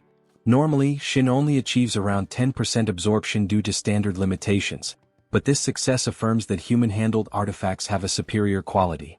At that moment, Shin decides to ask the goddess a question. She's apparently quite popular among the constellation community, and Shin wants to know if she's heard of a specific constellation, the late blooming honor student. The goddess is immediately annoyed by his question, accusing him of being ungrateful and already interested in other constellations despite all she has done for him. Shin acknowledges her feelings but emphasizes that this constellation holds personal significance for him. Though still irritated, the goddess takes pity on him and agrees to look into it as a favor. With that matter settled, Shin moves on to the real feast, a reward of 5 high-grade food items labeled as the top 5 meals for real men. He expected something of lesser quality given the worn state of the artifacts, but thanks to the high absorption rate, the food is top tier. Shin realizes that once he finishes the entire meal set, he will become stronger than ever before. The scene opens with Shin activating his true duel title, a powerful ability that grants him a substantial increase in his overall stats. This dramatic surge in power immediately unsettles Yongchio, who, clearly panicking, rushes in with everything he has. Observing from a distance, Miso is gripped with fear for Shin's safety, but Terry calmly reassures her. She tells Miso to relax, she's confident Shin will dodge the incoming assault. Shin, maintaining his composure, reminds Yongchio of their earlier agreement. For a payment of 500 million, he will also be taking his arm. Xiongou, another participant, grins with satisfaction, thinking Shin has finally been cornered. At that moment, an icy trap suddenly activates beneath Shin's feet. Yongchio smiles with a sense of triumph, believing he has finally caught Shin, comparing him to a rat trapped in a snare. The trap meets all necessary conditions to activate a powerful skill, Force Freeze. Ice begins to crawl over Shin's body, threatening to encase him completely. Terry is taken aback. She didn't expect Yongchio to possess any magic outside of ignition-based spells. Still, she concedes that this ice-based ability is impressive in its own right. Miso, however, simply laughs, unfazed. She knows Shin has a status effect cancel skill and is certain he'll shake off the freeze in no time. This, after all, is exactly why she's so determined to scout him. But what happens next even surprises her. Shin is already gone. There's no dramatic escape scene. The icy chains are shattered, and he has completely vanished from the trap as if it never touched him. Yongchio is stunned. He knows for a fact that the Force Freeze skill successfully activated. Without a status effect immunity, escaping should have been impossible. Could Shin really still be a newbie? Suddenly, Shin crashes down on Yongchio from above with overwhelming force. However, his attack is interrupted by training mode protections, which prevents serious damage. Shin is visibly irritated by this limitation, while Xiongou watches in shock. Meanwhile, the chat section of the broadcast explodes with frantic comments. One viewer points out that Shin seems very different from earlier, and Xiongou agrees. His entire aura has changed. They wonder aloud, what sort of technique or trick did Shin just use? Terry speculates that Shin might have activated an awakening-type skill. Miso is uncertain. She doesn't recall him using any such ability before. Terry narrows it down further, suggesting the skill could be transcendent or psychedelic in nature.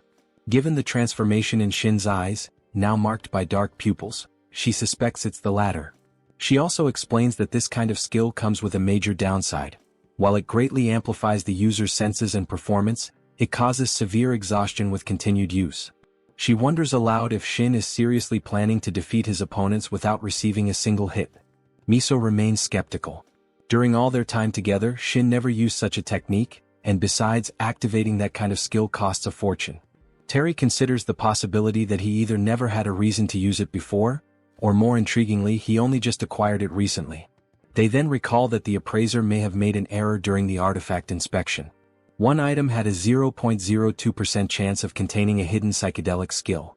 It should have undergone a potential ability evaluation, but apparently, it was overlooked. Still, with odds that low, it seemed negligible. If Shin truly managed to beat those odds, then he might be someone favored by the goddess of luck herself.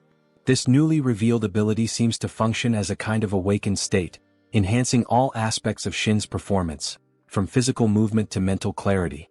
However, the drawback remains: tremendous fatigue once the effect wears off. Regardless, Shin is determined to fulfill the promise he made earlier, specifically the one involving taking Yongchio's wrist. There's a brief discussion about whether to turn off training mode to allow the hit to land for real, but Yongchio, defiant and unwilling to surrender, refuses to back down. In a dramatic turn of events, the opponent, initially dismissive of Shin due to his seemingly inexperienced demeanor, realizes he gravely underestimated him. Now fully aware of the danger, he leaps into the air in an attempt to create some distance, rethinking everything. His thoughts drift bitterly to Xiango, the person who misled him with completely inaccurate information. If he had known Shin possessed such strength, he never would have initiated the fight. It becomes clear that Xiango was either clueless or intentionally deceptive. Meanwhile, Shin shows no hesitation. He seizes the opportunity, grabbing his opponent by the head with a firm grip and preparing to end the encounter. To Shin, this moment is about more than just a fight, it's time to settle the score. He calmly reminds his opponent that, thanks to training mode, he won't suffer any lethal harm, so there's no need to resist. He should simply accept the outcome. Sensing the futility of resistance and overwhelmed by Shin's strength and fury, Yongchil surrenders. He throws in the towel, promising to transfer the agreed 500 million immediately. Shin accepts the offer, but makes it clear this isn't the end. What follows isn't just a victory, it's personal vengeance.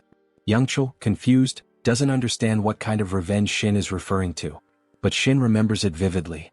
3 days prior, he visited a car service center. His long-beloved vehicle, which had been with him for many years, was now too old and worn out to continue. The mechanic, after doing all he could, gently informed him that the car had reached the end of its life. Though deeply attached, Shin was told he had to let go. The moment had been emotional. As he stared at the car, eyes filled with tears, he imagined it speaking to him, telling him how happy it had been to serve him all these years, and encouraging him to live happily even without it. It was a farewell full of gratitude and silent sorrow. And now, as Shin stares down at Yongchil, the fury over that loss surges within him.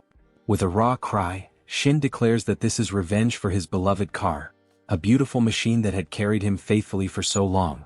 The sudden outburst and intensity of emotion utterly terrify Yongchil, who begins to sob uncontrollably, apologizing over and over.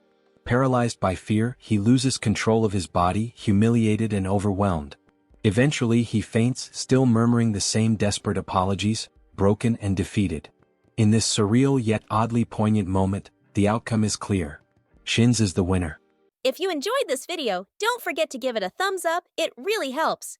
And for more content like this, make sure to subscribe and hit the notification bell so you don't miss any updates. Let me know in the comments if you'd like to see another part. I'd love to hear your thoughts. See you next time. Bye-bye.